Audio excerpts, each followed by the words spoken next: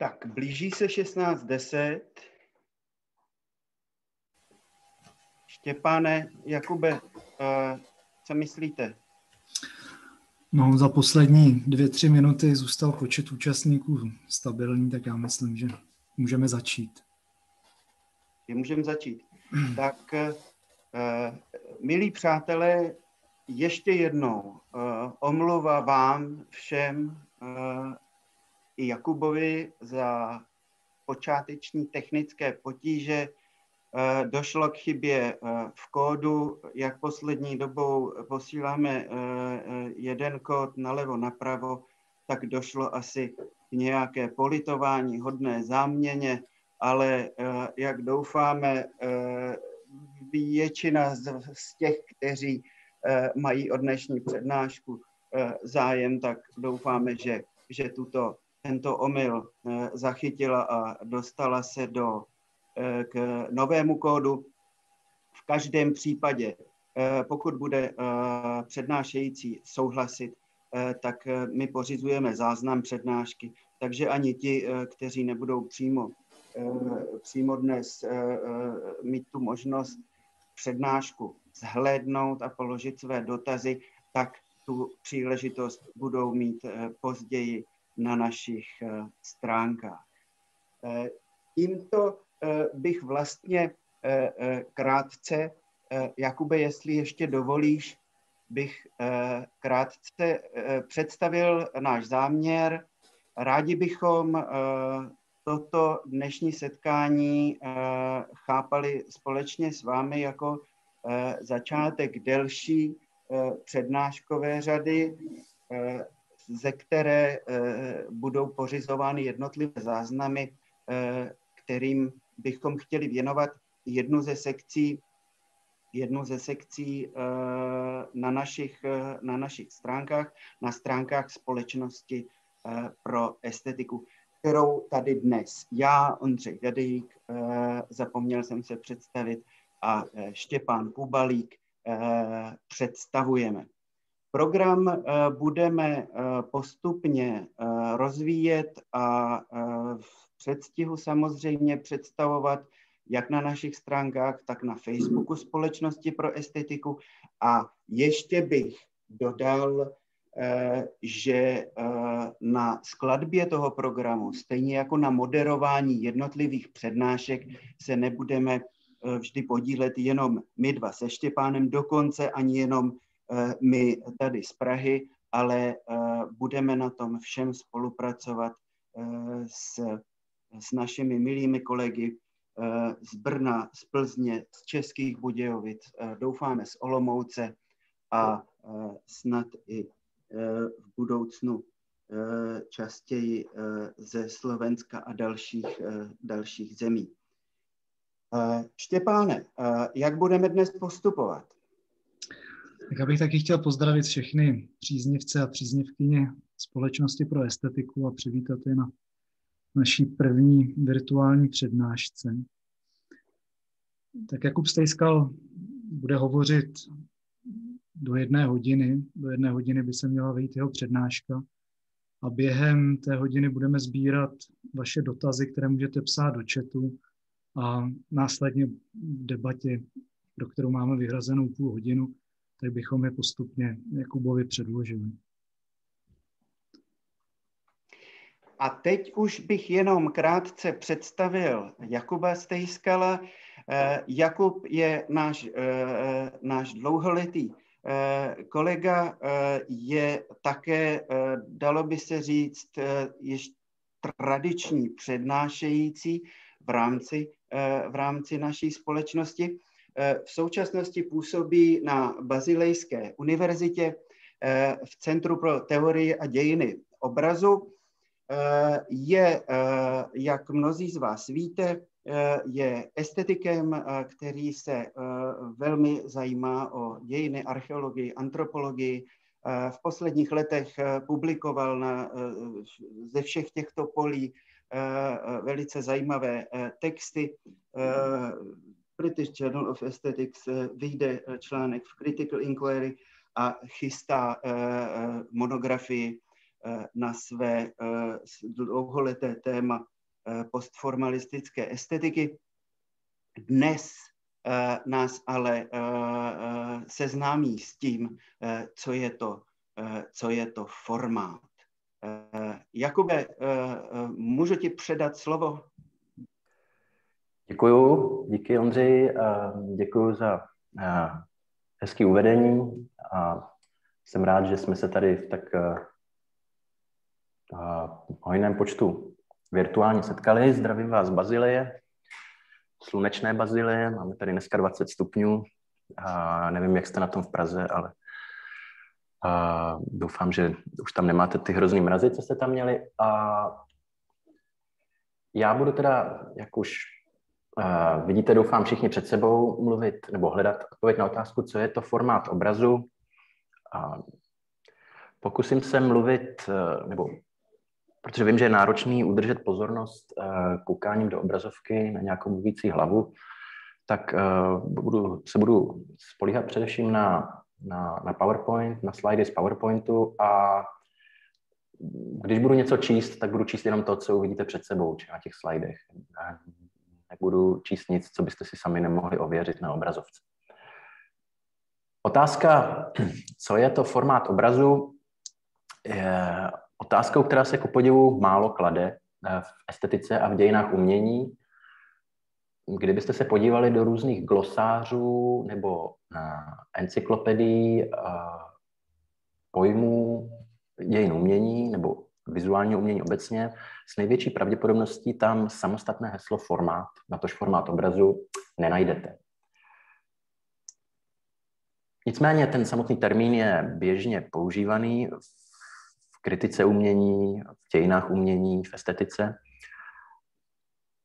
Tak jsme se mohli podívat na to, co si vlastně pod tím termínem máme představit a já se vás pokusím přesvědčit, že ten termín má v sobě skrývá hluboký potenciál, který by dějiny umění mohli využít, nebo bylo by ku prospěchu věci, kdyby tak učinili.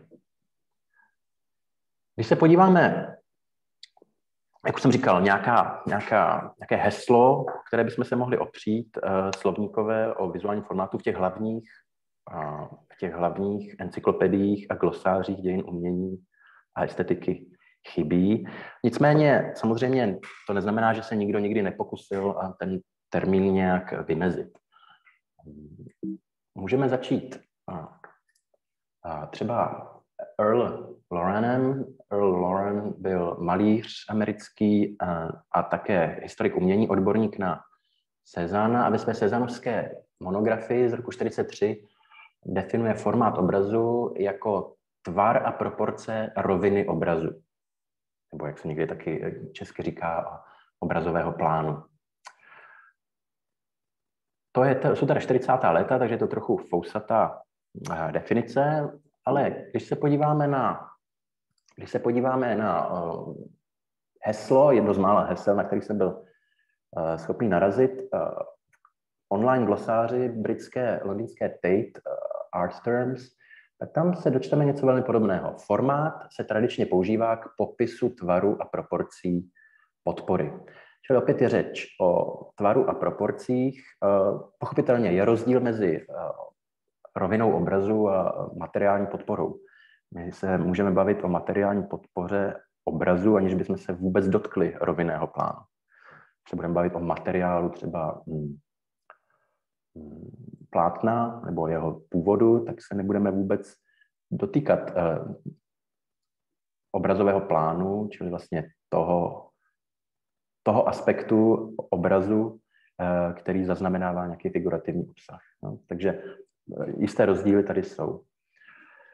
A když půjdeme ještě víc do minulosti, k Jakobu Burckhartovi, významnému švýcarskému historikovi kultury a také vizuálního umění, kterého možná znáte jako autora monumentálních kulturních dějin renesanční Florencie, Itálie, tak ten v 80. letech v tomto městě, ve kterém teďka jsem, v Bazilii, kde se narodil a zemřel a taky tu strávil celý život, Burckhardt přednesl přednášku, která se jmenovala stejně jako moje přednáška, co je to, nebo skoro stejně, co je to formát. A tam Burckhardt definoval formát následovně. Formát především vymezuje, vytyčuje, chrání umění před rozplynutím do nekonečna. Formát je ohraničením krásy od celého zbylého prostoru.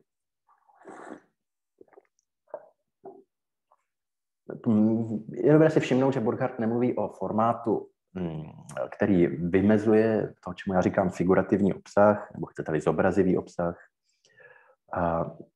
piktoriální obsah, mluví o ohraničení krásy.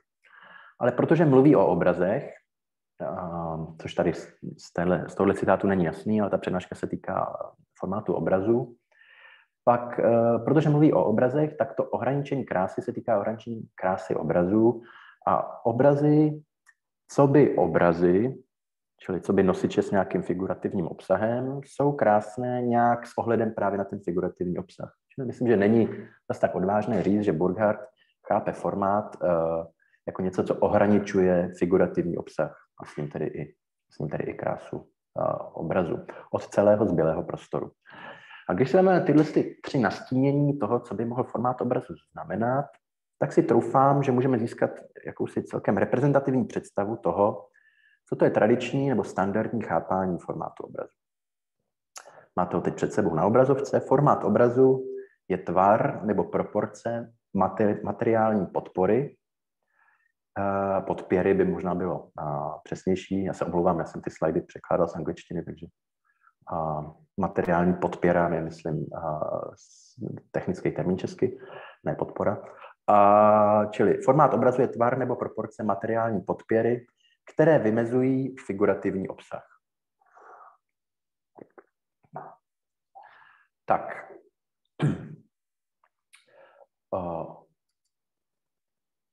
Možná ještě se vrátím k tomu Burckhartovi. Tam jsme narazili na něco, co bychom mohli nazvat problémem neformátovaných obrazů. Autorky a autoři, kteří nějakým způsobem pracují s tímhle tradičním chápáním formátu obrazu, ať už explicitně nebo implicitně, si ve své většině nemyslejí, že by každý obraz měl formát. No, vzniká tu tedy něco jako problém formátu obrazu. A ten problém formátu obrazu, jo, to, čemu říká Burckhardt, das Zerfließen ins Endlose, to je nějaké rozplynutí se do nekonečna. Ten problém spočívá právě se situací, kdy když obraz nemá žádný formát, tak mu hrozí jakási, mohli bychom říct, poddeterminovanost. Vám ukážu, jak to formulují právě zastánci tohle tradičního chápání formátu obrazu. První citát je z knihy Margaret Hagan, teda percepční psycholožky, která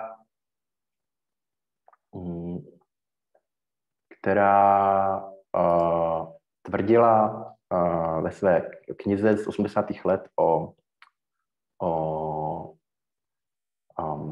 o geometrii perspektivy následující. Kde je k dispozici rám nebo jen nějaká fyzická hranice malovaného povrchu, tam je pojem formátu relevantní. Ale kde k dispozici není, tam vzniká problém určení vzhledu jedné nebo více figur bez odkazu k zarámování prostoru. V podobném duchu David Summers, historik umění, ve své rozsáhlé studii Real Spaces z roku 2003 chápe formáty, nebo říká, že formáty jsou tvarované na rozdíl od přirozených povrchů, jako třeba jeskyních zdí. O jeskyních obrazech se dá říci, že vyvolávají problém mezí, v jejichž rámci se dají vztahy nejlépe definovat. Myslím si, že Hagan a Summers se snaží vyjádřit něco podobného, o co šlo Burckhartovi, tedy to, že pokud nemá obraz jasný formát, pak jsou nedourčené vztahy mezi figurami do figurativního obsahu. Ten obraz, ten figurativní obsah lítá ve vzduchoprázdnu, není úplně jasné, kde ten obraz končí a začíná a podobně. To je tedy problém neformátovaných obrazů.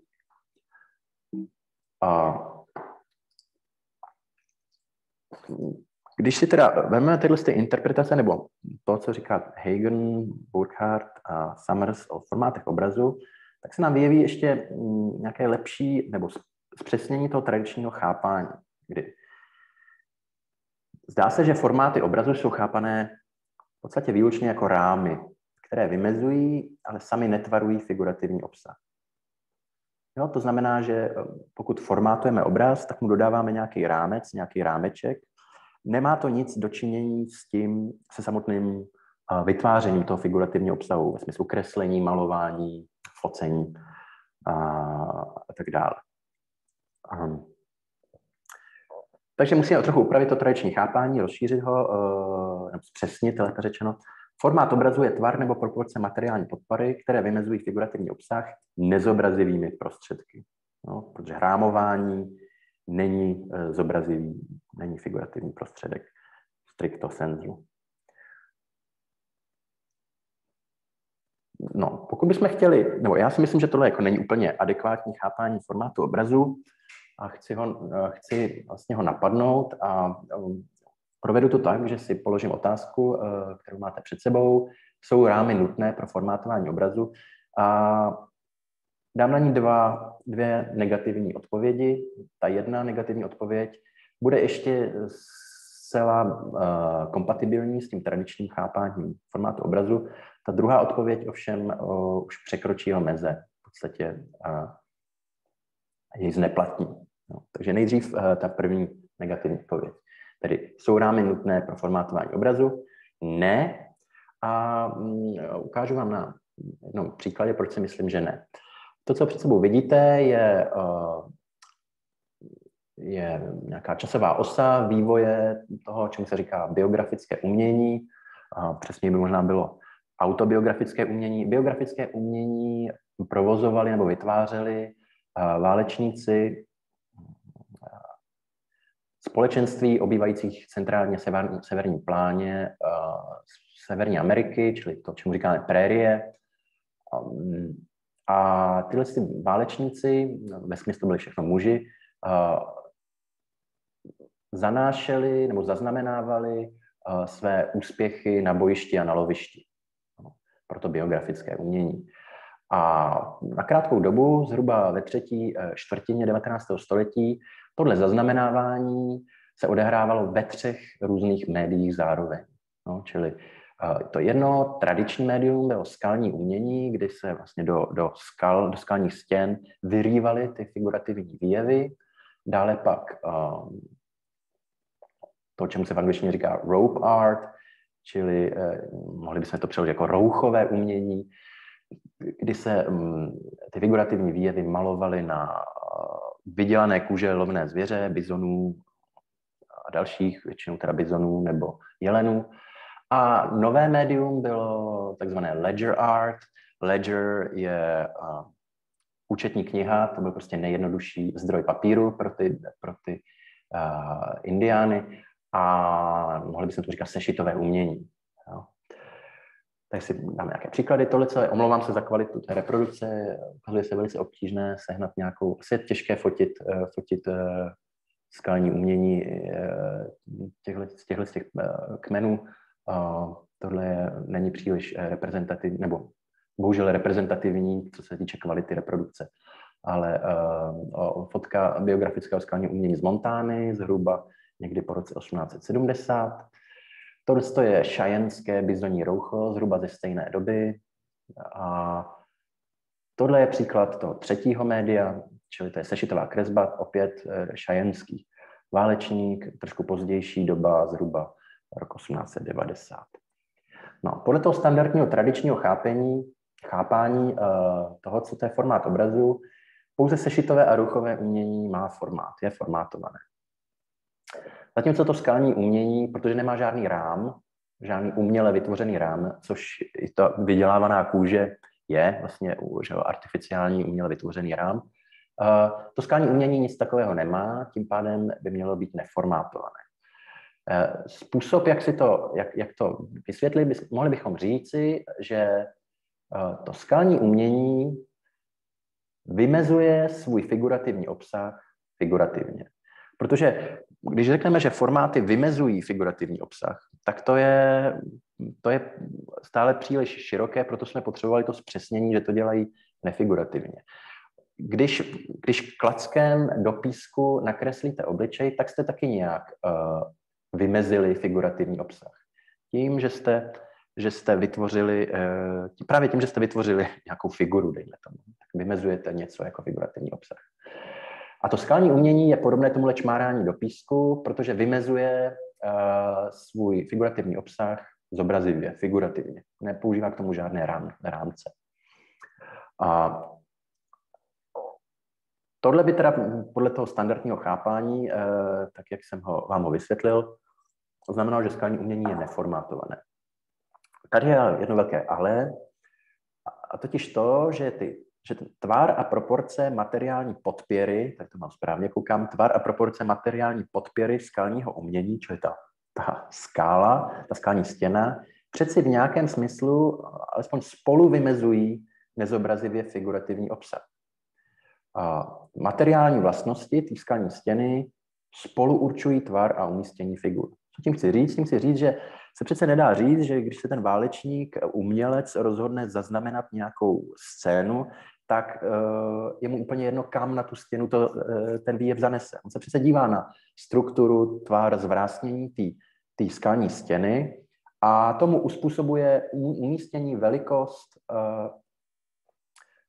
a do jisté míry i tvar těch figur. Prostě co mu ta skála ideálně dovolí, že jo? Něco v tom smyslu.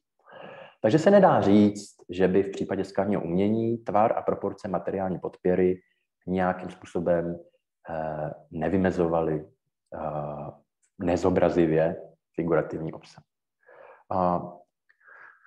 Můžeme to říct ještě jinak. To, jaké materiální vlastnosti vymezují nezobrazivě figurativní obsah, je zviditelněno pouze samotným zobrazením. Jo, tady zase možná trochu komplikovaně nebo zhuštěně se snažím říct, že to co je specifické, jo, pro skalní umění, je, že ty materiální vlastnosti té podpěry, které pomáhají vymezit figurativní obsah nezobrazivě, se nám ukážou jako relevantní teprve poté, až někdo zanese nějakou figuru na tu stěnu. Jo.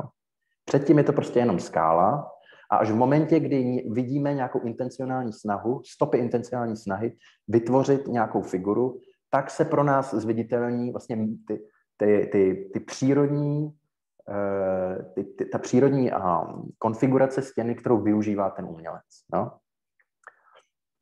To je teda něco, co bychom mohli říct, že je specifické pro skalní, ale i ostatní nerámovaná zobrazení. No, to, co je specifické, je, že na rozdíl od malovaných kůží a sešitových kreseb, skalní umění určuje tvar a proporce své materiální podpory do značné míry zobrazivými prostředky, výběrem velikosti a místa figur. Což ovšem taky znamená, že skalní umělec má k dispozici i jiný prostředky řešení problému nekonečnosti, no, to Zerfließen ins Endlose, jak to říká Burckhardt, než je jenom explicitní rámování. Čili na otázku, jestli je skalní umění neformátované nebo pouze nerámované, si myslím, že bychom mohli odpovědět i v rámci tého standardního chápání formátu obrazu tak, že je nerámované. No. Takže když se vrátím k té otázce, s kterou jsem začal, jsou rámy nutné pro formátování obrazu? Ta první odpověď, kterou vám předložím ze dvou, je ne, protože figurativní obsah obrazu může sám přispět k viditelnosti formátu obrazu. No, bez přítomnosti nějakého umělého rámu. Tak, a teď pojďme na tu druhou odpověď, která vlastně vychází z takové, myslím, celkem jednoduché premisy, nebo na první pohled možná jenom jednoduché premisy, že plastické obrazy, jako jsou sochy, modely, figuríny, vymezují svůj figurativní obsah, to zobrazení, výlučně či hlavně zobrazivě, figurativně. Co to znamená? To znamená, že tvar a proporce té materiální podpěry, jo, toho nosiče se rovná v určitém důležitém smyslu, pak, jestli vás to zajímá, tak se k tomu pak můžeme vrátit, jakým důležitým smyslu ano, v jakým jiným důležitým smyslu ne, ale pro mé účely rozhodně v důležitém smyslu tvar a proporce materiální podpěry se rovná tvaru a proporci figurativního obsahu. Když se podíváme na tuhle sošku Venuše, zhruba z 2. století našeho letopočtu, z Apeninského poloostrova, zhruba 20 cm vysoké, tak tady vidíme, že tvar toho nosiče je do značné míry, nebo je v zásadním slova smyslu, totožný s tvarem figurativního obsahu. Můžeme říct, že ne úplně, protože tam je ten malý piedestal a tak dál, ale dá se prostě říct, že ten figurativní obsah, že meze figurativního obsahu se překrývají s mezemi toho materiálního nosiče. Jo. A pokud tedy budeme souhlasit s touhletou premisou, pak ovšem platí, že formátování může zahrnovat tvarování figurativního obsahu. Jo. Že když formátujeme obraz, tak to děláme za pomocí figurativních prostředků. No, což podle té standardní definice, který máme, nebylo možné. Formát obrazuje tvar nebo proporci materiální podpory, které minimizují figurativní obsah nezobrazivými prostředky. No. Takže pokud všem teda přistoupíme na tenhle relativně, dejme tomu, už ne jednoduchý, tak řekl bych celkem jasný nebo přehledný argument, pak ovšem platí, že nerámované umění může být formátované umění. Čili ta druhá odpověď na tu otázku, jsou rámy nutné pro formátování obrazu, bude znít ne, protože tvar nebo proporce materiální podpěry mohou vymezovat figurativní obsah i zobrazivými prostředky. Tím pádem ale v tu chvíli padá to tradiční chápání a nyní stojíme na rozcestí, buď to řekneme OK, tak možná by stačilo říct, že formáty prostě se týkají jenom dvourozměrných obrazů na plocho. No? Prostě nebudeme používat ten technický termín formát pro plastické, pro 3D obrazy a tak dále. To je samozřejmě, pokud bychom na to přistoupili, tak bych tady mohl skončit a popřát vám hezký zbytek odpoledne. Na druhou stranu, jednak mi to přijde neintuitivní, protože o formátech soch se mluví taky běžně. A za druhé, a to doufám, že na konci té přednášky uvidíte, myslím si, že je předčasné házet flintu do žita, protože ten termín formátu obrazu se nám může hodit, nebo skrývá svůj potenciál a dává smysl hledat nějaké širší chápání formátu obrazu, které by tedy zahrnulo i sochy nebo i obrazy, které mají nějakou trojrozměrnou technickou materiální podpěru. Tak. Když se podíváme do literatury, tak jediný případ pokusu o nějaké pojetí formátu obrazu, které by bylo rozšířené v tomhle mém smyslu, na kterou jsem narazil, je v knize dvou historiků umění, Wolframa Pichlera a Ralfa Ubla z roku 2014. To je v takové knížce, která se jmenuje trochu zavádějícím způsobem Bildtheorie zur Einführung, čili teorie obrazu, nebo úvod do teorie obrazu. Ve skutečnosti je to podle mě jedna z nejlepších jakoby, německy psaných, jeden z nejlepších německy psaných příspěvků k teorii obrazu. Není to rozhodně nějaká úplně jakoby jenom rekapitulující úvod. A tam důkaz toho je, že se v téhle knize objevuje chápání formátu, na které nenarazíte nikde jinde. No. Takže Pichler a Ubel říkají, že formátování dodávají nosiči obrazu formu, které připadá úkol situovat nosič obrazu ve vztahu k jeho prostorovému kontextu. A tak také určit, jak se má zobrazivý předmět rozpoznat. Zobrazivý předmět, figurativní předmět je můj pokus o překlad standardního německého výraziva Bildobjekt, myslím z Husserla pocházející termín. Tohle je teda, myslím si, tato definice nebo to chápání formátu obrazu je rozhodně rozšířené. Vlastně ten klíčový termín nebo klíčová pasáž, na kterou bychom se měli soustředit, je to, že formátování připadá úkol situovat nosič obrazu ve vztahu k jeho prostorovému kontextu. Co to znamená? Tak mě na to nedává nějakou explicitní odpověď, ale já jsem našel 2 způsoby, jakým to ty autoři teda chápou. Za A, situovat nosič obrazu ve vztahu k jeho prostorovému kontextu znamená vymezit figurativní obsah vůči osobnímu prostoru pozorující osoby. Nebo za B, znamená to předjímat tělesnou dispozici pozorující osoby. Když se vrátíme k tomu našemu příkladu sošky Venuše, tak to první chápání situování nosiček vzhledem k prostorovému kontextu, co by vymezení figurativního obsahu z osobního prostoru pozorující osoby, můžeme chápat tak, že podle Pichlera Ubla cokoliv, co umožňuje, co dává divákovi najevo, že to, na co se kouká, není součástí jeho osobního prostoru nebo toho, čemu percepční psychologie říká egocentrický prostor, čili ten prostor, kde můžeme šáhat na věci, kde prostě máme pod svojí kontrolou. Jo? Že cokoliv, co vlastně to materiálním nosiči vyděluje ten virtuální, ten figurativní obsah vůči zbylému prostoru. Tak tady, když to vezmeme vlastně do důsledku, tak se dá říct, že vše, co slouží vymezení figurativního obsahu z prostorového kontextu, je formátování obrazu, což explicitně podle autorů je vlastně i zavádění třeba lineární perspektivy nebo jakékoliv druhu perspektivy, jo? Nebo rastrování obrazu a podobně. Jo? Tak tady vidíte, že tohle už je dost expanzivní, rozšířené chápání, protože samozřejmě jako zavádění lineární perspektivy do plánu obrazu jsou rozhodně figurativní prostředky. Jo? Čili to porušuje tu podmínku toho standardního chápání, kdy formátování je neslučitelné s figurativními prostředky. A za druhé, předjímat tělesnou dispozici pozorující osoby, to myslím, že se dá lépe pochopit. Je to vlastně všechno, formátování je vlastně všechno, nebo do formátování spadá vše, co bere ohled na obecnou prostorovou orientaci ukotvenou v lidské tělesné dispozici. Nahoře, dole, vepředu, vzadu, nalevo, napravo. Když se vrátíme zase k té sošky Venuše, tak ta soška Venuše má 20 cm na výšku. No,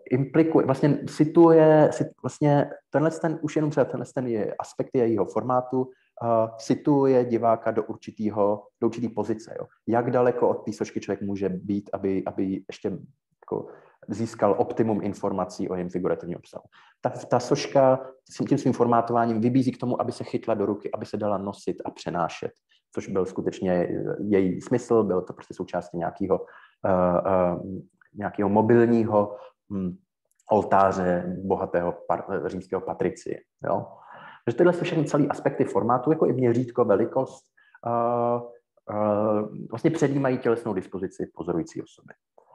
No. Problém, který já mám s tím, jak Pichler a Uber chápou formát obrazu, je, že je příliš široký. No. Že vlastně každá změna figurativního obsahu, byť v sebe menší, v jistém smyslu pomáhá vymezení figurativního obsahu a v jistém smyslu předjímá tělesnou dispozici diváka. Můžeme si to ukázat na příkladu třeba téhle sešitové kresby šajenské.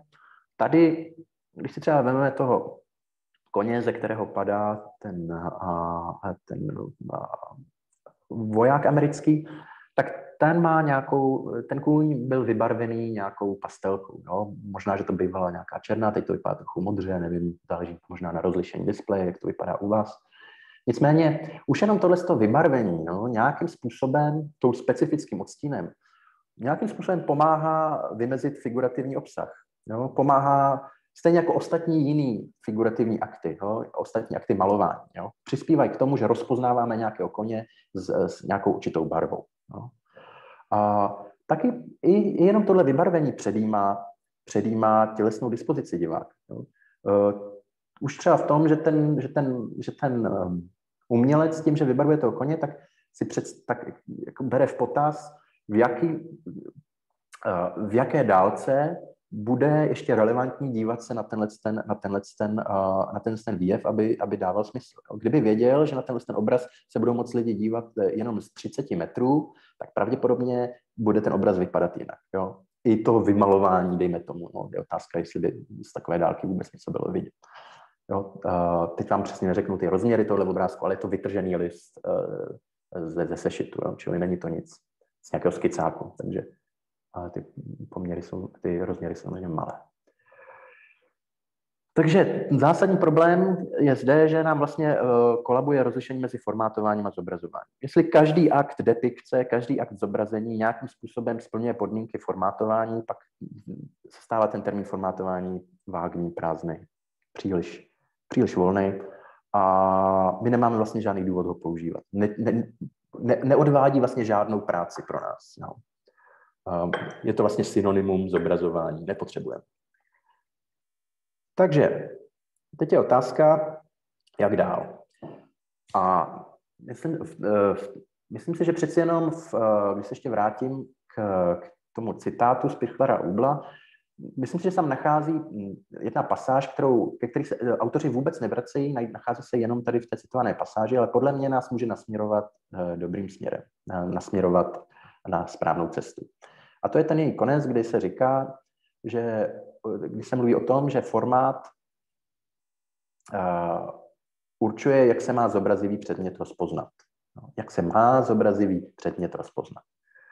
A to, že formáty obrazu určují, jak se má zobrazivý předmět rozpoznat, jo, neříká se tam, že jak se zobrazivý předmět rozpoznává, nebo jak se může zobrazivý předmět rozpoznat, ale jak se má zobrazivý předmět rozpoznat, poukazuje na právě to, co chybí v té knize Pichlara Ubla, nebo není to tam zohledněné, a to, že formáty jsou vlastně normativní, mají nějaký normativní preskriptivní charakter. No, oni nám nějakým způsobem navádějí, předepisují nebo navádějí naši vizuální pozornost. Navádějí nás k figurativnímu obsahu. Ale to, jakým způsobem jsou normativní nebo preskriptivní, to, jakým způsobem něco předepisují, je velice specifický. A je to specifický v tom, že formáty obrazu mohou něco předepisovat, teď v úvozovkách předepisovat, jenom proto, že jsou sami percepčně rozpoznatelné. V nějakém slova smyslu rozpoznatelné, na nějaké rovině vědomí vždycky rozpoznatelné, pokud fungují jako formáty. No. Proto si myslím, že termín formátu je třeba lepší než termín stylu, protože styl ten termín má mnoho problémů, ale jeden z těch problémů se stylem, vizuálním stylem nebo piktoriálním stylem je, že není vždy zcela jasné, že piktoriální styl je něco, co musí být rozpoznatelný. No? Je zcela možné a zcela přípustné, a dokonce pro archeologii zásadní, že existuje něco takového jako jakoby nevědomé styly. No? To pomáhá potom dataci. No? Můžete datovat nějaké předměty, protože prostě někdo nevědomě má nějaký stylový, jako používá nějaký styl, který je běžný v dané komunitě, nějak ho netematizuje. Protože jakmile by ho začal tematizovat, tak by ta datace mohla selhat, protože by si mohl vypůjčovat styl od někud odinut, nebo by někdo mohl vytvářet falza stylová a tak dále, což se samozřejmě děje a proto je to strašně problematický datovat pomocí stylu. Nicméně, to byla odbočka. Formáty, myslím, jakoby z definice, co by formáty musí být percepčně rozpoznatelné, musí být viditelné, aby mohly předepisovat, aby mohly být formáty. Tak. Tohle vlastně ve zbytku té přednášky se pokusím vysvětlit, co tohle teda znamená. Pomůžu si tady citátem z George Kublera, historika předkolumbovského umění, archeologa, který v jednom svém článku chápe formát následujícím způsobem. Formát identifikuje stabilní konfigurace, přetrvávající v čase, co by rozpoznatelné entity. Vidíte, zase se tady opakuje to rozpoznatelné. Jo? Důležité jsou tady termíny stabilní a rozpoznatelné. No. A tyhle termíny spolu nějak souvisejí, Kubler ale nám nevysvětluje jak. No. Jeho žák, nebo můžeme ještě doupřesnit, že to rozpoznatelné v tomhle citátu neznamená pouze rozpoznatelné zamýšleným obecenstvem. Protože samozřejmě, když něco formátuju, tak to formátuju pro někoho, jo, s ohledem na nějaký typ vizuální pozornosti. Jo? To vlastně je u Pichlerově a Ublově chápání, že to nějakým způsobem situuje toho diváka, jo? V prostoru. Takže tady rozhodně platí, že formáty jsou rozpoznatelné především zamýšleným obecenstvem. Ale v tom Kublerově citátu je zakletý, je schovaný také to, že jsou také potenciálně rozpoznatelné nezasvěcenými pozorujícími, jako třeba typické archeologii, nebo třeba i historiky umění a antropologii, protože ta stabilita těch formátů je nějakým způsobem viditelná. Jo? Nebo takhle se aspoň snažím to nějak usoustažnit ty dva termíny. Nacházím oporu v Davidu Summersovi, kterou jsem jednou citoval, abych ho kritizoval, teď naopak si ho beru na pomoc. Summers byl žák Kublera a ta pasáž, kterou tady reprodukuju, ač k němu přímo Summers neodkazuje, podle mě funguje jako dobrý komentář k tomuhle citátu. Summers říká, že formáty jsou kulturně specifické podmínky prezentace, jo, čili rozpoznatelné zamýšleným obecenstvem, jsou cílené na určitý obecenstvo, ale zároveň zůstávají relativně objektivní, víceméně přesně lokalizovatelné kulturně i historicky. Tady ale Summers najednou není registr, podobně jako Kubler. To, že jsou relativně objektivní, už se netýká toho zamýšleného obecenstva, ale někoho kdo se na ty formáty dívá zvnějšku, té kultury. Jo? Ani Kubler, ani Summers nevysvětlují, proč formáty jsou kulturně specifické a zároveň relativně objektivní. To je prostě jako jakási záhada, ke který nic víc neřeknou. My si z toho můžeme teda odnést, že stabilní v tom Kublerově smyslu znamená tedy něco jako relativně neměnné, replikovatelné konfigurace, které jsou identifikovatelné nezávisle na proměnných týkajících se toho figurativního obsahu. Jo, čili toho, jestli ten šajenský kůň bude světle černý nebo tmavě černý třeba. Jo. To jsou nějaké proměny týkající se obsahu, vůči kterým by měl být formát víceméně imunní. Jo. Takže můžeme si, tohle je jeden dejme tomu, z klíčových okamžiků ty přednášky. Tady máme nějaký můj pokus o to, jak by to rozšířené chápání formátu obrazu mohlo vypadat. No.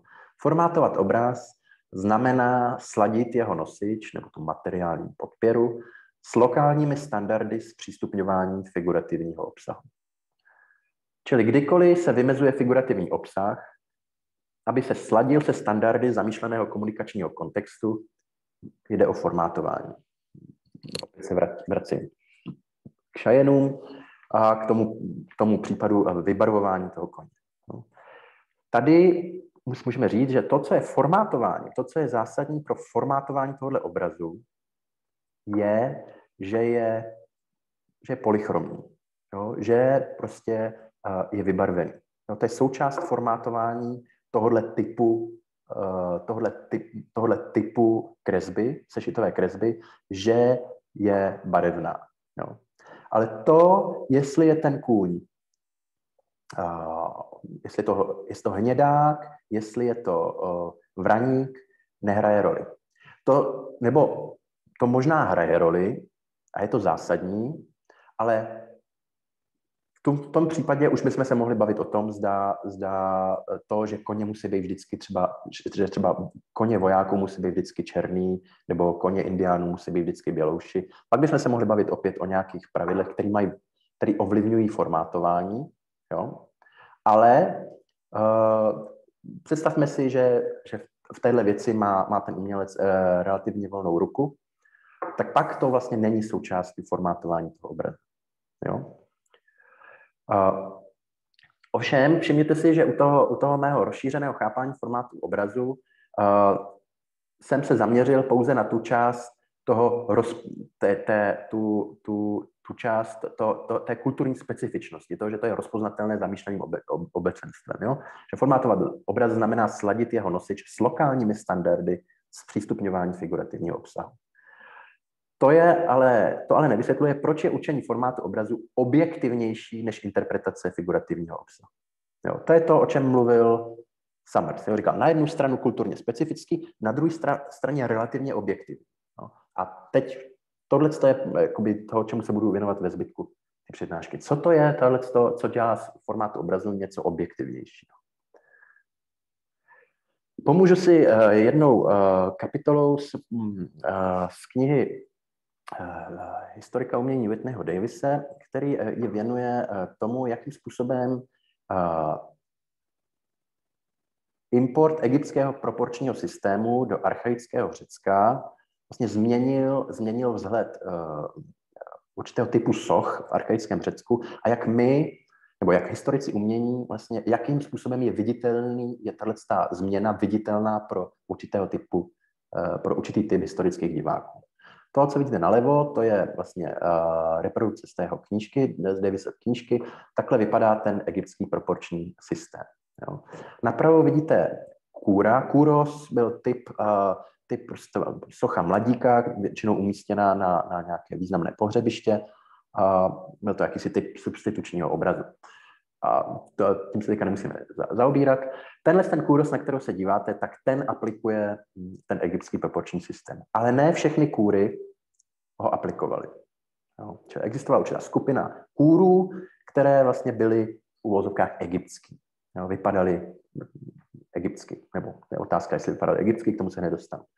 No a Davis velice užitečně říká, co to vlastně znamená, jako mluvit o viditelnosti toho proporčního systému v tom řeckém kontextu. Je možné, nebo je skoro jisté, že ten proporční systém může být pro určitý typ diváka neviditelný. Kdybych vám teďka tady ukázal řadu kůrů a neřekl bych vám, že některý z nich jsou egyptské, některý ne, tak byste byli v pozici naivního pozorujícího a neviděli byste rozdíl mezi těmi egyptskými a těmi neegyptskými. Jo? Takže by v podstatě pro vás byl neviditelný. Nebo může být chybně rozpoznaný. Jo? To Davis to ukazuje na příkladu archeologie 19. z části 20. století, kdy vlastně ty archeologové byli schopní vidět, že tady je ve hře nějaký proporční systém, ale připadal jim irelevantní, protože ty kůrové je zajímaly jenom z hlediska toho, jak vyjadřují řeckost, která se plně rozvine v tom už klasickém, nearchaickém umění sochařství těch Periklových Aten o 100 let později. No. Čili hledali vlastně v těch kůrech jenom něco, co bylo naopak zcela opačné nebo úplně odlišné od čehokoliv orientálního nebo egyptského. Měl to být vlastně nějaký stopy počátku toho kánonu. Nebo samozřejmě ten proporční systém může být vnímaný odlišně. No, třeba pro nějaký typ archaického pohledu, prostě ty egyptský, ty kůrové, kteří byli teda podle tom egyptském, používali ten egyptský proporční systém, tak na ně působil, jakože má správné proporce. Na někoho třeba mohl působit, jakoby konotovat nějakou egyptskost, jo? Že si na to někdo podíval a říká, to vypadá tak egyptsky. Nebo třeba, my nevíme, mohl vyjadřovat něco, co vyjadřoval i ten egyptský proporční systém. No, egyptologové dodnes se dohadují, jako jestli tam nebyla nějaká symbolika. Jo? Kdo z vás četl třeba Panovského esej o lineární perspektivě jako symbolické formě, tak vlastně nějak v tomhle vzduchu, jo, ta debata probíhá. Jako je ten egyptský proporční systém, jako vyjadřuje nějak něco, měl něco vyjadřovat, má nějakou symboliku. Tak třeba to ty Řekové převzali taky, nebo pro někoho to mohlo být takhle viditelné. Co je ale důležité, Davis vlastně říká, že ať už to bylo jakkoliv, v jistém smyslu je ten proporční systém aplikovaný nutně viditelný, protože nějakým způsobem určuje viditelnost toho, jakým způsobem se konfiguruje ta figura toho kůru. Jo? Vlastně jí udává nějaký vzhled. Jako je to vlastně návod, který je realizovaný tím kůrem. Jo? A vlastně kdokoliv, vlastně, i když je pro vás neviditelný, tak já vám ho vlastně můžu ukázat. Můžu vám vlastně říct, vy ho nevidíte, protože nevíte, že tam je. Ale teď prostě vám ukážu, jak vypadají ty kůrové, který mají ten proporční systém, který nemají, a vy se naučíte vidět, že tam je. Jo? Je prostě viditelný. Můžu pro vás udělat viditelný. Jo? A z toho vyvozuje Davis to, že ten proporční systém musel být někomu někdy viditelný. I kdyby jenom těm sochařům, kteří aplikovali ten egyptský proporční systém. I kdyby jenom jim, i kdyby to šlo jenom o záležitost jedné jedné dílny, ze které všechny tyhle kůrové vznikaly. A i kdyby to nikomu neřekli, jo, že prostě má ten egyptský systém. I kdyby to bylo pro všechny archaické řeky, kromě nich neviditelný v tom prvním slova smyslu, tak musel být někomu někdy viditelný. A já myslím, že z těch jeho dvou závěrů se dá vyvodit něco obecného o formátech. Protože já si myslím, že ten systém, proporční systém, je velmi dobrý příklad toho formátovacího prostředku. Jo. Takže to, když Davis vyvozuje, že ten systém, proporční systém egyptský je nutně viditelný, z toho se dá podle mě zobecnit, že formáty obrazů jsou instrumentální, jsou účelné pro vymezení figurativního obsahu bez ohledu na jejich možnou aspektivitu. Jo? Čili ať už prostě na nás bude působit, jako, že to je jako egyptizující, nebo že to má nějakou symboliku, která souvisí Bůh ví s čím, s nějakým náboženstvím, nebo cokoliv z toho, tak vlastně ty formáty jsou, i když neznáme ty aspekty, a neznamená to, že nemůžeme vidět ty formáty. Jo? Ty tam prostě jsou a zakládají to, čemu říkal Kubler, stabilita formátu. Jo? A za druhé, ten druhý vývod Davise, že systém musel být někomu někdy viditelný, jo, ten egyptský proporční systém v archaickém Řecku, tak z toho lze zase zobecnit něco o formátech, že ta nutná viditelnost formátů obrazu byla někdy za nějakých okolností použita pro veřejné účely. Ve smyslu, jako že byla určena pro někoho jako rozpoznatelná. Jo? Čili to je tohle stabilní a rozpoznatelný, to jsou dva elementy z té Kublerovy definice. Jo? Které si myslím, že se takhle dají vysvětlit pomocí nějakého zobecnění toho, co říká Davis o těch o tom egyptském proporčním systému. A já si myslím, že když zkombinujeme 1 a 2, jo, nebo ty moje vývody z těchto dvou bodů, tak ty dohromady zvyšují pravděpodobnost toho vzdáleného rozpoznání, čili rozpoznání někoho, kdo nemá přístup k té správné aspektivitě, kdo nemá správnou citlivost k té aspektivitě, kdo není prostě správně enkulturovaný k tomu, aby viděl správně ten obsah, nebo kdo o něm pochybuje. Prostě situace, ve které je ten Davis, když se snaží popsat, co se to vlastně děje s tím egyptským proporčním systémem. A to je ta objektivita, o které mluvil Summers a nevysvětlil. No. Že to je ta relativní objektivita formátu. Abych vám dal příklad, a tím skončím.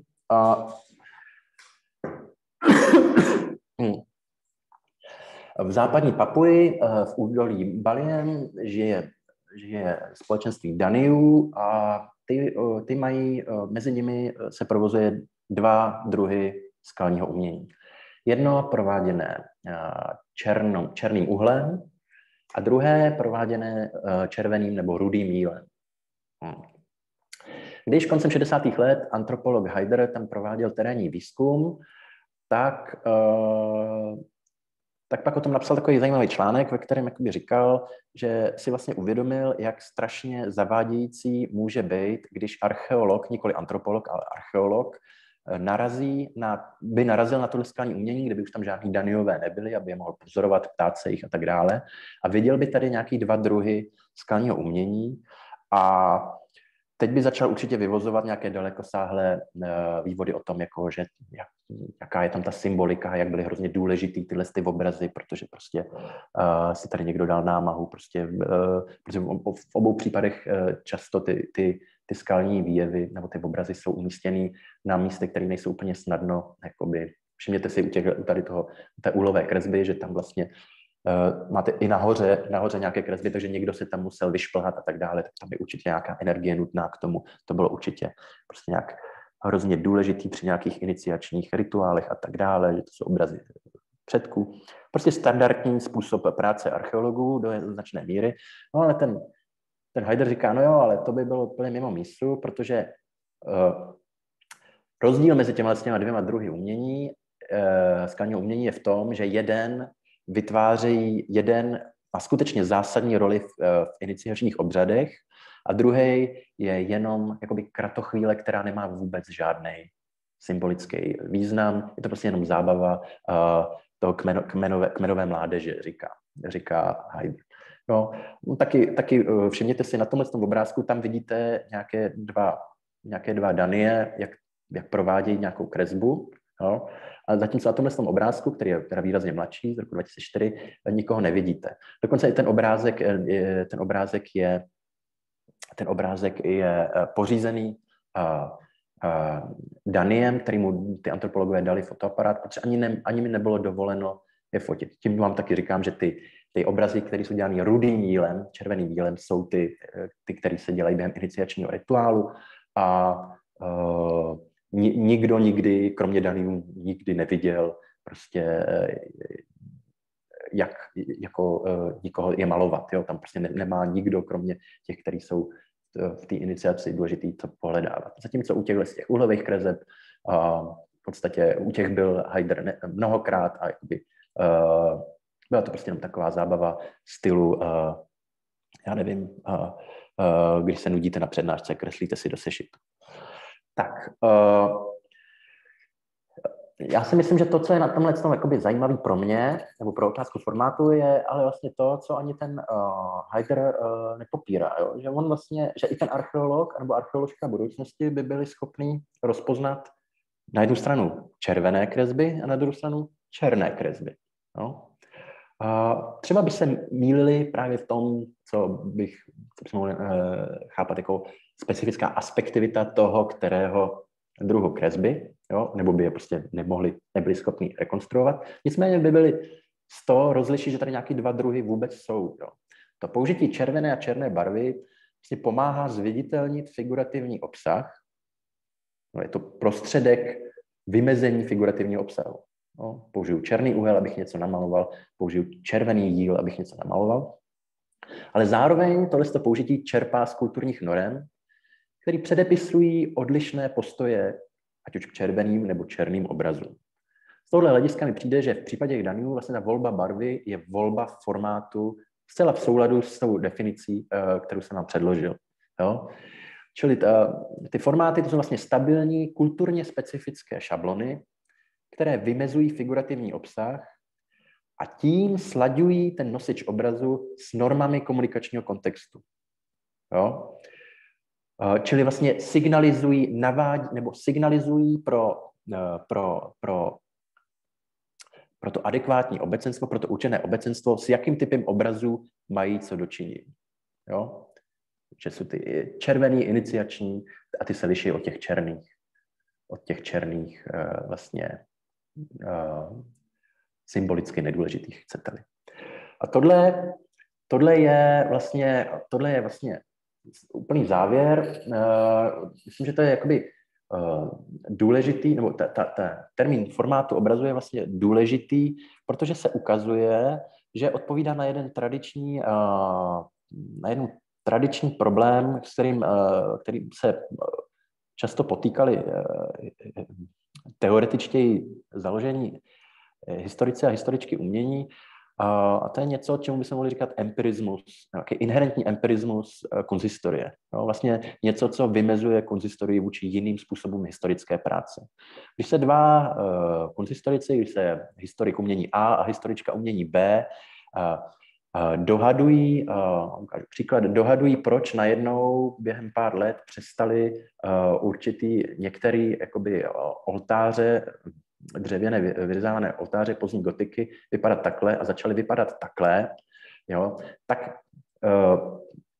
ta debata je vlastně umožněná tím, že ten velký rozdíl, jo, čili to, že prostě najednou nejsou malovaný, jo, je něco, co je viditelný jak pro toho konzistorika A, tak pro tu konzistoričku B, jo, umožňuje vlastně tu diskuzi, jako proč tam najednou ta barva není, ale zároveň to vychází z předpokladu, že ta redukce barevnosti byla zásadní i pro to s Baxendálem, i pro to dobové oko. Jo? Čili tady je nějaký sdílený předpoklad, který vůbec umožňuje do značné míry takovou tu běžnou práci v dějinách umění a běžný provoz v dějinách umění, že se tady předpokládá nějaký překryv vizuálních fenomenologií mezi tím, co vyčnívá pro historiky a historičky umění dnes a tím, co vyčnívalo pro dobové oko. A já si myslím, že ten pojem formátu vlastně dává možnost obhájit si ten kunsthistorický empirismus, protože nám umožňuje dát odpověď na otázku, co na zjevu artefaktu by z něj mělo činit nějaký privilegovaný zdroj empirického umělecko-historického vhledu. A ta odpověď by byla formát. No a to už je opravdu úplně všechno. Děkuji za pozornost. Děkujeme, Jakube, velmi. Bylo to opět, jako vždy, velice zajímavé. Já se přiznám, že jsem posledních pár minut řešil to, jak vyřešíme všichni společně potlesk. A na nic dobrýho jsem nepřišel, proto navrhuju až po diskuzi ten, kdo bude chtít, ať si zapne mikrofon a necháme potlesk na závěr, jestli souhlasí. A ostatní vyzývám k tomu, pokud dívám se do chatu, žádný dotaz tam zatím se neobjevil, tak jsou dvě možnosti. Buď, prosím vás, pokládejte dotazy přímo, ale znovu upozorňujeme, že ten přenos je nahráván, a nebo můžete ještě v průběhu právě začínající diskuze vkládat svoje dotazy, komentáře či námitky do chatboxu. Já rovnou obracím na Štěpána. Štěpáne, chceš s těmi dotazy začít? No, já se zeptám na to, co Jakub naznačil, že by se mohlo stát předmětem dotazu. V okamžiku, kdy jsi hovořil o Johnu Hymanovi, tak si zmínil, že v jistém důležitém smyslu, který si blíž nevysvětlil, tak je tvar nosiče, tvar materiální podpory totožný s tvarem figurativního obsahu. Tak kdybys tohle dopověděl ještě. Máš vypnutý mikrofon, Jakub. Pardon, tak děkuji za otázku.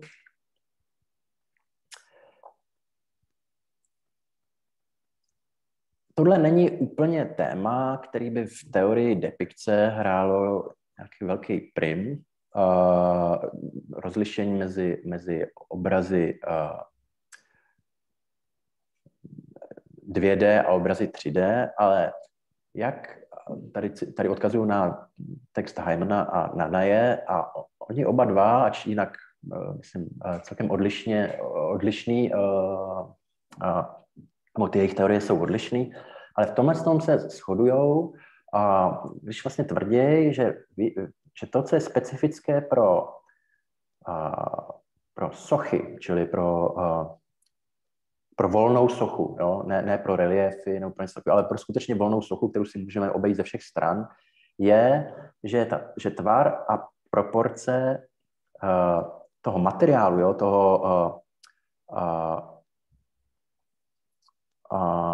Toho nosiče obrazu, jo? Čím se říká build trigger nebo image vehicle, image bearer, tak tvar tohle z toho, ty materiální podpěry toho nosiče obrazu je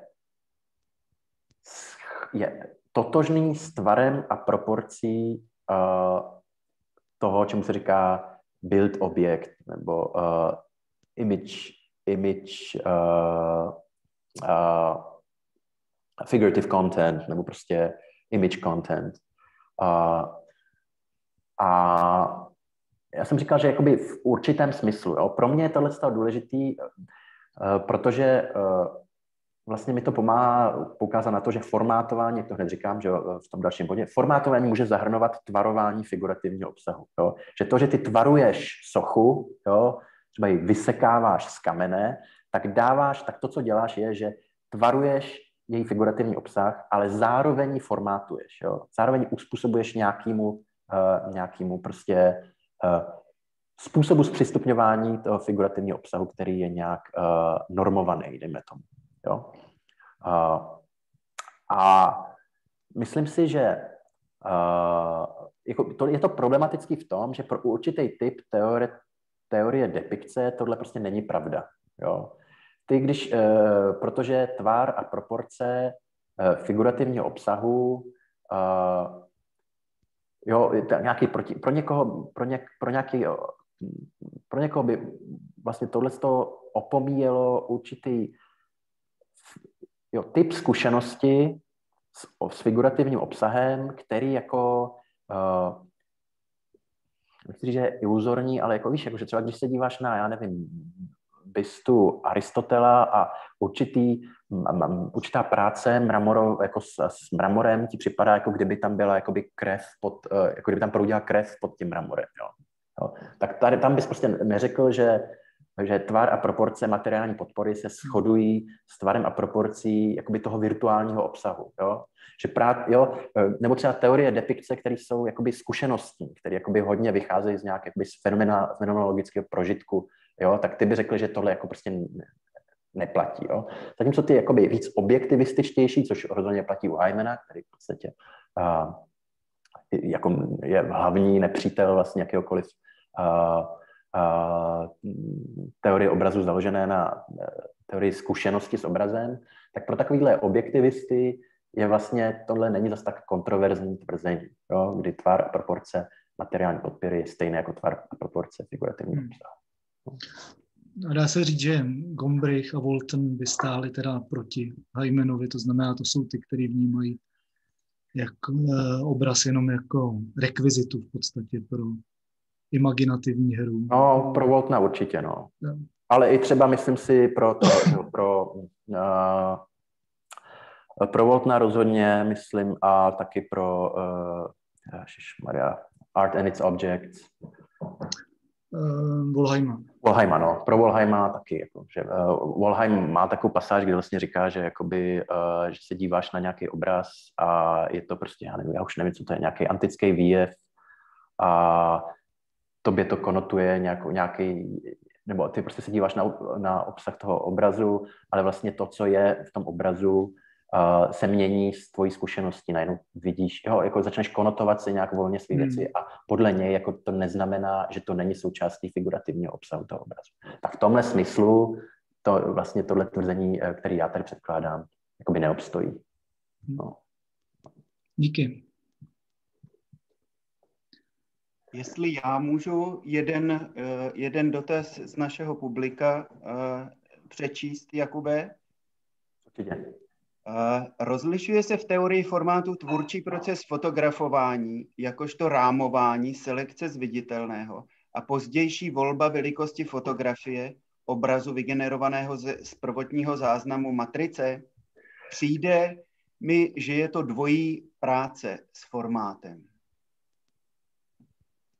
No, to je skvělá otázka. Skvělá ne v tom smyslu, že bych na ní měl brilantní odpověď, protože to je často všimněte si, že když někdo odpovídá na nějakou otázku a je si jistý, že má ESO v rukávu, takže to je vynikající otázka. Tak tato je skvělá v tom, že já na ní nemám úplně dobrou odpověď. Já jsem si vlastně až dneska v dnešní přednášce, a to je potřetí, co tohle někde prezentuju, jsem použil příklad jakoby s rámováním při fotografování v jeden moment té přednášky a úplně ve mně hrklo, když jsem si uvědomil, že to vůbec nemám promyšlený. Jako, a to teda opravdu nemám. Jo, je možný, že při vlastně tak, že při takovýchhle úkonech, který ten dotaz nějak rozlišil, máme co dočinění, nebo jako myslím si, že to je dvojí práce s formátem, jo.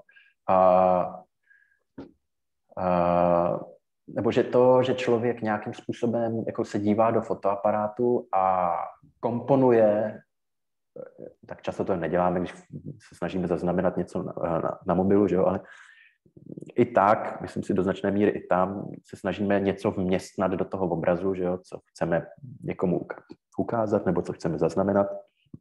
A to je určitě nějaký proces formátování. A jo, pak dochází samozřejmě k jiné práci s formátem, jako je právě při vyvolávání nebo při práci s Photoshopem a tak dále. Jo. Tam důležitý pro mě je to rozlišení,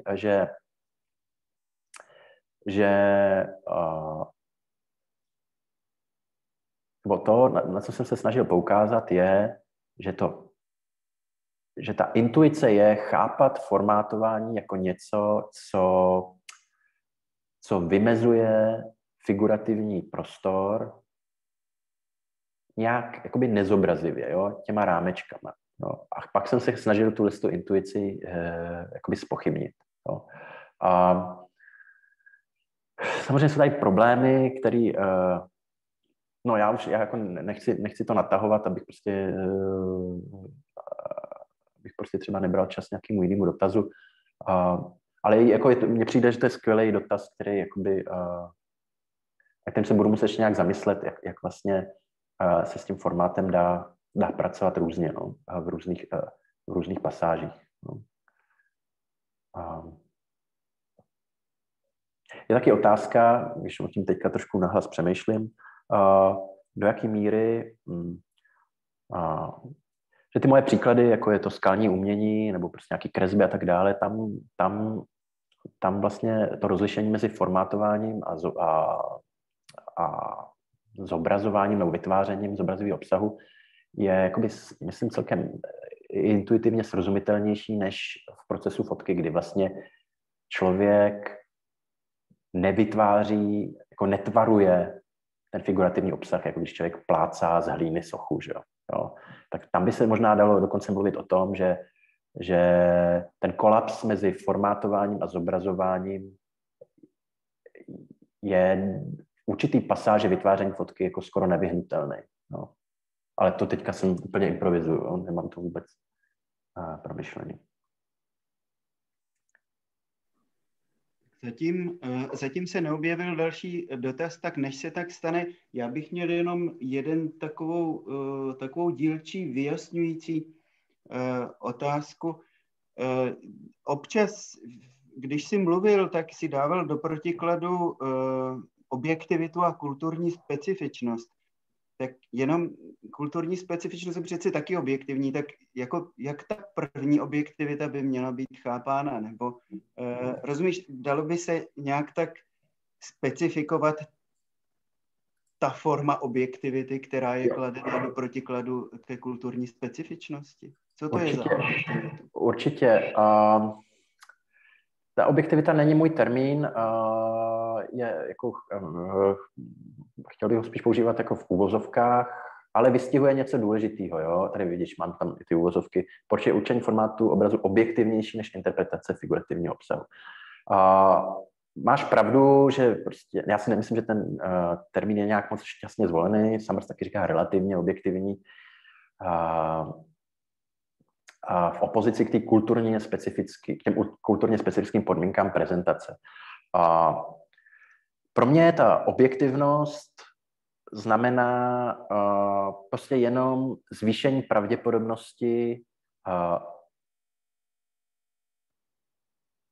toho, že někdo bude mít přístup k nějaký alespoň části komunikačního prostředku zvnějšku, aniž by byl nějakým způsobem iniciovaný do toho. Možná lepší příklad bude úplně z jiného světa než z obrazu. Jo. Je zavádějící, protože prostě se nebude týkat vůbec obrazu, ale vem si rozdíl mezi brožovanou verzí nějakého románu, paperbackem, a tvrdou vazbou. Jo.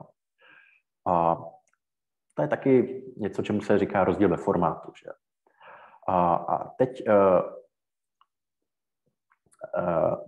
teď si všimni, že jo, já nevím, třeba to je Madame Bovary, jo. A teď podle, myslím, standardní interpretace, nechci to tady nějak jakoby rozvádět, ale standardní interpretace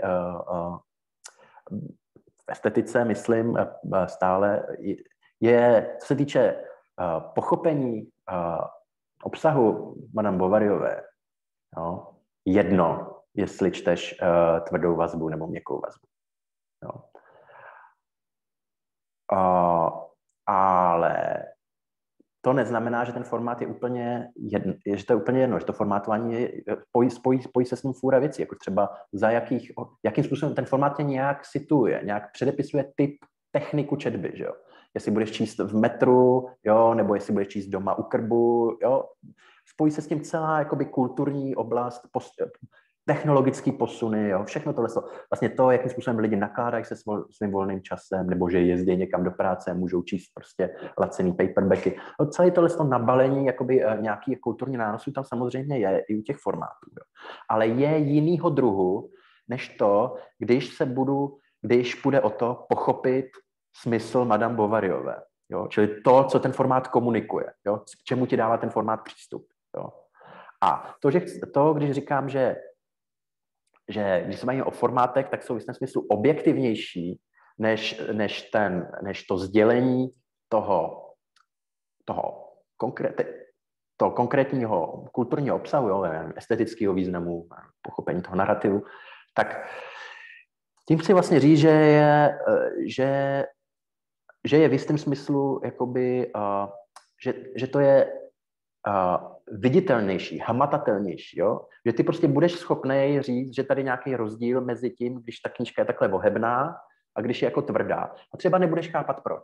Jo? Nějaký budoucí archeolog vyhrabe, ten papír to nepřežije, ale kdyby to přežil, jo, tak se bude dívat na ty formáty a bude dávat na jednu hromadu měkký a na druhou stranu tvrdý. A říká, hele, tady je nějaký rozdíl ve formátu, co to asi bylo. Jo? A jo, takhle jsem to jakoby myslel. Díky, to mi pomohlo velmi. Dívám se k vám, přátelé, do chatu, jestli se někdo nehlásí, zatím nikoli. Štěpáne, abychom se střídali.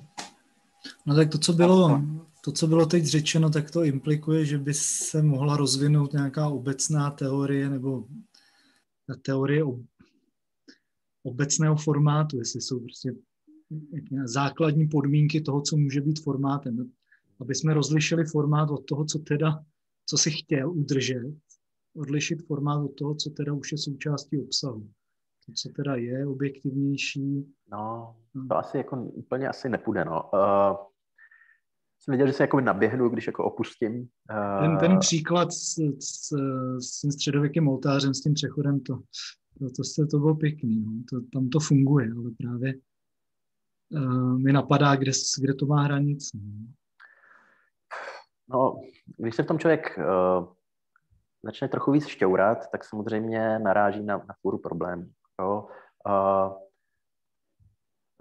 Nějaká úplně obecná definice formátu v nějakých hrubých obrysech by asi mohla vypadat nějak tak, jako že bychom řekli, jo, tady máme to rozšířené chápání formátu obrazu, takže bychom prostě řekli, že formátovat chcete-li třeba médium, jo, znamená sladit jeho nosič s lokálními standardy, ne zpřístupňování figurativního obsahu, ale zpřístupňování nějakého komunikovaného obsahu. Jo? Médium z definice je prostředek komunikace nějakého obsahu, takže vlastně kdykoliv, každý médium vlastně v tomhle smyslu musí být nějakým způsobem formátovaný, přizpůsobený pro nějaký daný kontext. Jo? Nějak v tomhle smyslu bychom se mohli bavit o nějakým široký koncepci toho, co je formát. Jo? Ale jako je to jako taková jako nejistá půda, já se vlastně držím jenom těch obrazů, protože nevím, jsem asi silnější v kramplecích než někde jinde, než třeba když jsem začal bavit o hudbě nebo i o literatuře. Tam to prostě takový kousečný. Navíc začnou hrozný problémy s formátem, že jak se třeba používá termín formát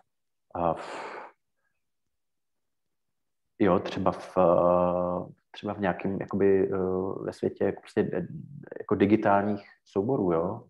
Tak to je úplně jiný chápání formátu, jo. Ten formát jako nějaký kodek kterým kóduješ informaci. Jo? A ten nemusí být, ten naopak jako není, ten nemusí být nutně viditelný. Jo? Pro mě je jakoby důležitý, že ty formáty jsou, aby ti mohly nějak navádět tvoji vizuální pozornost, jo? Aby mohly být normativní v tomhle smyslu, tak musí být viditelný. I když z nějakého zrovna důvodu ty nejseš normovaný na to, aby s učením byl citlivý, tak jakoby furt jsou v nějakém smyslu jakoby viditelný, přítomný, jakoby percepčně. No. Tohle je vlastně taky součást toho, té objektivity, o které jsem bavil s Andrejem. No, ale jakoby nějaká úplná jo, pak, protože jakmile se začne bavit o nějakých obecném vymezení formátu, tak pak začne hrozit i to, nebo začne hrozit. Pak se můžeme dostat k něčemu takovému, jako je formátování, který vůbec nebude spojený s médiem. Jo? Když formátovat znamená sladit nějaký materiální nosič s lokálními standardy, zpřístupňování nějakého komunikativního obsahu, tak vlastně můžeme mluvit i o tom, že jakýkoliv nástroj, který je určený, jehož vzhled jako nějakým způsobem určuje, jehož vzhled nějakým způsobem signalizuje uživateli, že jako za jakým účelem má ten předmět použít, tak to je vlastně taky nějaký formátování. Jo? Když má, já nevím, když má šroubovák červený držadlo, jo? Proč ho má červený? Jo? No, proto, aby upoutal pozornost jakoby k tomu, kde ho máš chytnout, jo.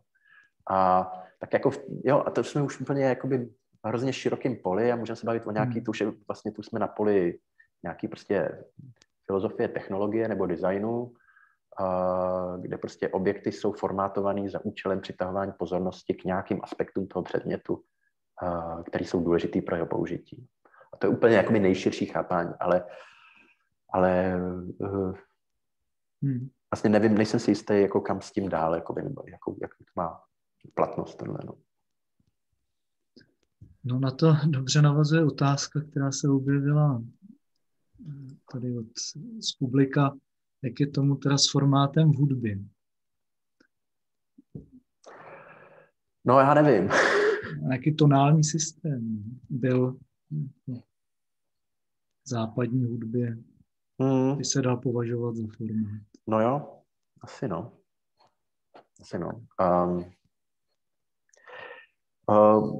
Když jsem tohle posledně někde prezentoval, tak byl vlastně vznešen dotaz, který se tohle dost bytostně týká, jako proč formát a ne žánr. Jo.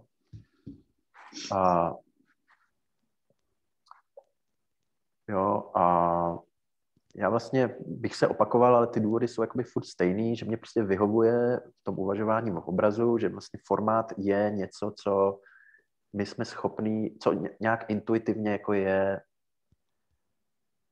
jakoby viditelný a zároveň jakoby, pomáhá vymezit ten figurativní obsah. Jo? Dělá to viditelně, dělá to veřejně, dělá to tak, aby jsme si to na nějaký rovině vnímání jako toho byli vědomí. Jo? Proto se mi jakoby líbí to formátování. Že to zdůrazňuje určitý aspekt věc. Jo? Problém se s tradičními termíny, které známe z estetiky, jako je forma, styl, médium, je, že tohle úplně jakoby neumožňujou. Jo? Nebo prostě mají spoutáhnout takovou jakoby zátěž konceptuální, že prostě snadno člověka svedou z cesty. Jo? Médium jako něco, co mi přijde teprve musí být formátovaný. Forma, to je prostě minový pole. A o stylu už jsem mluvil. No. A myslím, že něco podobného by se dalo říct s žánrem. No. Ale ten překryv tam určitě bude. No. Jestli to na tebe není moc rychlá jako kadence, Jakube, tak tu máme hned další dotaz. A ten zní, jak se pojem formátu vztahuje k Waltonovým standardním vlastnostem? Jo, no, tak Walton vlastně používá tyhle termíny v souvislosti s nějakým estetickým oceňováním, jestli se dobře pamatuju. Kdybych takhle Jo, kdybych to měl stáhnout k tomu, co jsem zatím říkal, tak bych řekl, že Walton že mluví o standardních, co to je, kontrastandardních a jak jsou ty třetí? Proměnlivých, jo, variabilních. Tak bych řekl, že jakoby součástí formátu můžou být, nebo že formát rozhodně bude mít nějakou, bude mít nějakou podobnou strukturu, čili bude muset mít nějaký stabilní vlastnosti nebo standardní vlastnosti. Jo, ale myslím si, že může mít klidně i variabilní. Jo. Jako takový příklad, a to je právě problém s tím termínem formátu. Jo. Vezměme si příklad, který myslím i Walton používá, a to je bysta, jo. Římská bysta. Walton říká, že ta bysta jakoby má, že my, když se díváme na bystu a známe tu kategorii jakoby, že jo, té bysty, tak nás nenapadne, že by zobrazovala jako člověka, který vypadá jako mramor, jo? Který jako vypadá jak nezdravě, je nějaký modrý, jak prostě šedivý. Jako. To jako prostě chápeme, že to jakoby není součást, že prostě máme nějakou citlivost právě k tomu, co jsou jakoby, jak chápat prostě tyhle standardní vlastnosti, že nějakým způsobem nám nic neříkají o tom figurativním obsahu. No, pro mě je jakoby zajímavý jakoby, to, že jako když se budeme držet toho příkladu té bysty, tak vlastně tam nám vznikají, jako ty římské bysty byly různě velký, jo? Životní, nadživotní i menší velikosti. A to můžeme říct, že jsou třeba nějaké jakoby variabilní vlastnosti té bysty. Jo? A tady vlastně je otázka, jestli jako kdy tyhle ty variabilní vlastnosti máme chápat jako, že indikují změnu formátu a kdy ne. A já prostě nemám jako v tomhle jako úplně jasno, jo? A přijde mi, že prostě někdy že prostě ta bysta je vždycky formátovaná, nebo aspoň ve starověkém Římě byla formátovaná tak, aby se vešla do určitý niky nebo na určitý místo v nějakém archeologickém prostoru a tomu byla uspůsobená nějaká její velikost. Pak tam byly samozřejmě nějaké zvyklosti v tom, kde má končit, jako kde má uříznout toho člověka. No, v určitých etapách končila relativně vysoko, někdy šla až k pupíku a tak dále. No a teď prostě je otázka, jakoby, co z toho jakoby chceme jako chápat jako nějaký jakoby variability v rámci formátu, jo, co by byly nějaké variabilní vlastnosti a co ne. A asi se dá říct, jako, že prostě tohle jsou věci, které záleží na naší konkrétní jakoby, momentální potřeby. No. Jenom u tohle příkladu je zajímavý, že jako Walton mluví o tom, jako, že prostě jsme zvyklí vnímat jakoby, že tu nezdravou barvu nebo tu mramorovou barvu jako něco, co není součástí té figurace. Ale samozřejmě pro Římana by to byla nezdravá barva, protože ty bysty byly kolorované. Jo? Takže tady to je právě něco, co už by bylo jakoby změna formátu celá zásadního rázu. No. Ale nemám to nějak zásadně promyšlený. No. Je tam určitě příbuznost. No. Akorát je to víc, jakoby tam je otázka prostě nějakého adekvátního oceňování u Waltona, tady to nehraje roli. A to dobře navazuje další dotaz. Čtu, Jakube. Jo? Bullock v eseji o psychické distanci krátce říká, že distancujícím faktorem je u sochy její bezbarvost a u obrazu jeho rám. Znamenalo by to, že nosič, v závorce formát s otazníkem, ovlivňuje estetickou recepci figurativního obsahu? No, tak minimálně v tom smyslu, že v tom smyslu, o kterém mluví Pichler a Ubel, když říkají, že ten formát pomáhá vymezit hranici mezi tím egocentrickým, tím osobním prostorem diváka a tím figurativním prostorem. Jo. Tady v téhle přednášce, když se ještě vrátím k tomu k tomu Burghartovu citátu, kde on mluvil o tom problému bezmeznosti, tak tam vlastně šlo, tady to máme, tam vlastně šlo o to, tam jsem říkal, že jako on mluví o ohraničení krásy, ale já to budu chápat tak, že mluví o ohraničení figurativního prostoru. A to byl vlastně téma téhle přednášky. Ale samozřejmě to, jakým způsobem formát je ohraničením krásy, je hrozně zajímavá otázka, který se taky jako začínám teďka, to je jako další krok v takovém větším projektu, jakoby začínám na to upírat svoji pozornost, protože pak vzniká jako velice zajímavá otázka, nebo to, proč, jeden z důvodů, proč se zaobírám otázkou formátu je, a proč jsem se zaobíral otázkou formátu obrazu, je, jestli náhodou tím, když se mi podaří přijít s nějakým smysluplným chápáním formátu, jestli mi to neotevře cestu k chápání něčeho, jako je estetický formát. A což by byl ten vlastně ten burghartovský formát, který ohraničuje krásu. A mě to zajímá proto právě z těch důvodů, který jsi zmínil, když jsi mě představoval, když jsi říkal, že mě zajímá jako estetika, problémy antropologie, archeologie, a jako problémy, jak se vypořádat vlastně filozofie vědy v tom smyslu, že jako mě zajímá, jakým způsobem rekonstruují archeologové, antropoložky a tak dále, jako významy, které nejsou z jejich kultury, a taky estetický význam. Jo? A tady vlastně pro mě je právě něco jako relativně objektivní, abych znovu vrátil do Británie, relativně objektivní aspekt formátu, který by šlo překlopit i do nějaké relativní objektivity estetického formátu. Jo? A pak bychom najednou, když se vrátíme k úplně nakonec, k tomu rozšířenému chápání, jo? Tak tam vlastně bychom mohli říct, že formátovat, že vlastně, že, počkejte, kde to je, moment. Tak, že, já to nemůžu najít, kde to mám, tady jo. Že formátovať, že vlastně estetické formátování by pak vlastně znamenalo slaďování nějakého materiálního nosiče s lokálními standardy zpřístupňování nějakého estetického významu.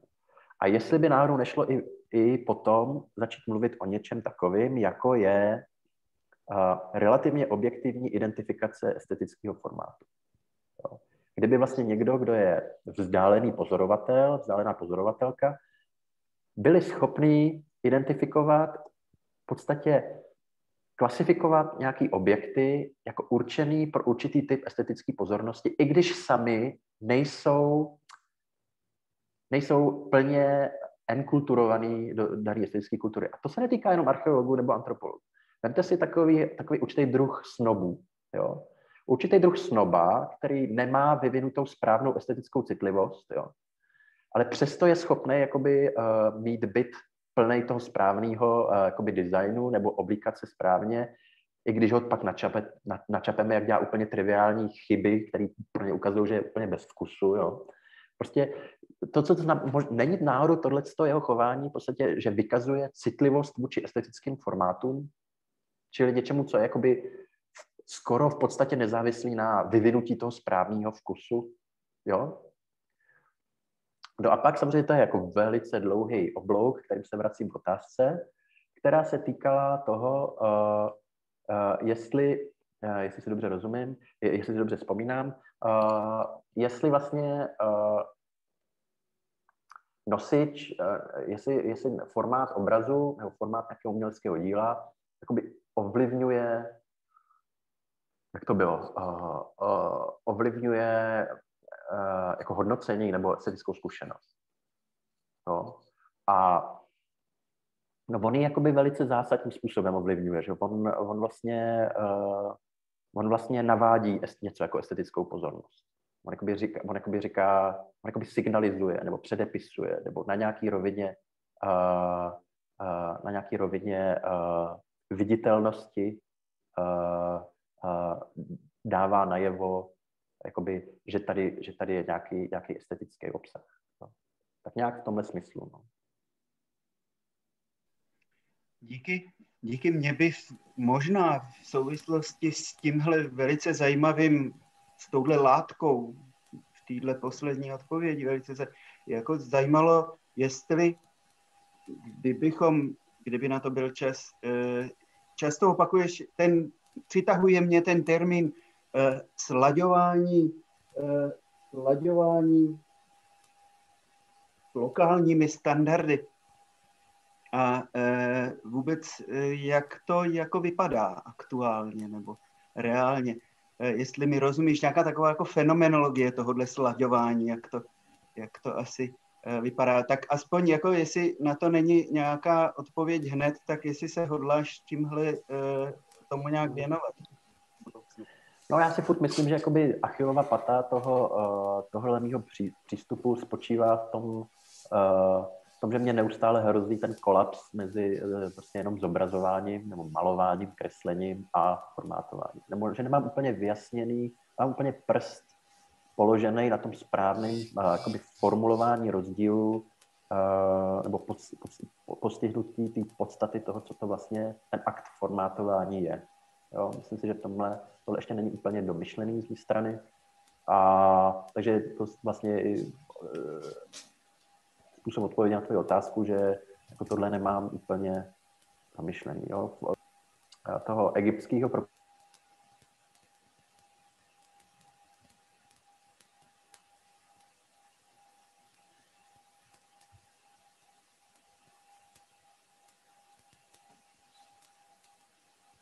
čili tu fenomenologii vlastně jako dávám stranou, protože se bojím, že tam by se mi to nějak začalo jako rozpadat. No. Že se spíš jakoby soustředuju na to, že to, co má být specifický pro formáty, je, že jsou nějak stabilní. Že ty jakoby pracuješ v nějakém formátu ve smyslu nějaký, i když třeba potenciální jakoby reiterace pravidel. Jo. Samozřejmě zase trošku nebezpečný, protože vlastně těžko si představit, jak někdo maluje něco a vlastně není to neustále nějakým způsobem normovaný, že jo? Nějakými předpoklady toho, jak vypadá hlava, ruka. Jo? Takže tohle všechno je takový trochu na vodě, no. Musím přiznat. No, ale nevím, jestli na vodě je to rozhodně strašně zajímavý a my se budeme určitě těšit na to, jak se to bude dál vyvíjet, pokud budeš ochoten to s námi nadále v dalších setkáních sdílet. Já nevidím žádný dotaz od publika. Máme už docela taky notný čas za sebou. Štěpáne, ty máš ještě nějaký dotaz poslední, že bychom takhle vyhlásili?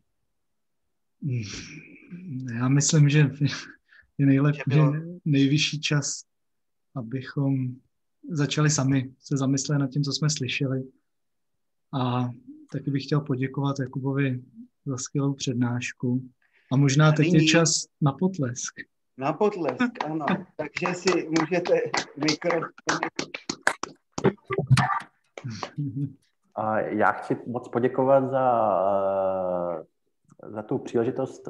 Tohle je ještě neúplně dopečený materiál si na vás vyzkoušet a musím taky ocenit skvělý dotazy.